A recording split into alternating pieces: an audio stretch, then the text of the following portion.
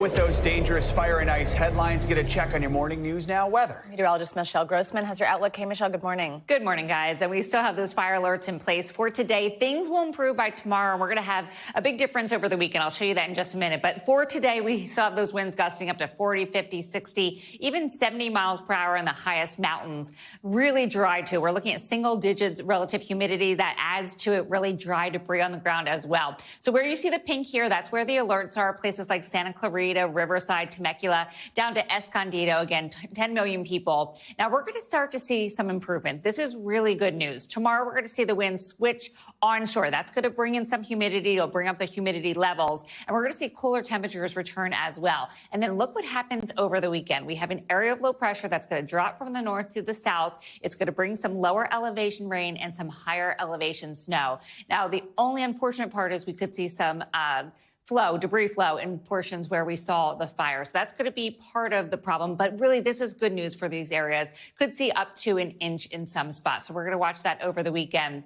And we're going to see the snow falling as well. Snow levels down to 3,000 feet. And we could see quite a bit of snow in some spots. That's going to be very helpful. Up to 2 feet where you see those pink coloring, and also 18 inches where you see the purple. So we're going to continue to watch that over the weekend. Also bitterly cold. Good news is this is starting to ease as well, as George mentioned. We have 36 million people this morning, a really cold morning, especially along the Gulf Coast, the Southeast, where we're not used to those temperatures. But temperatures are starting to moderate, and especially by the weekend, we're going to see some improvement. New Orleans, Panama City, Jacksonville, Myrtle Beach, Norfolk, Elkins under a cold alert this morning. When we say cold alert, it means a extreme cold advisory or an extreme cold warning. So that pink color, the darker pink, is an extreme cold warning.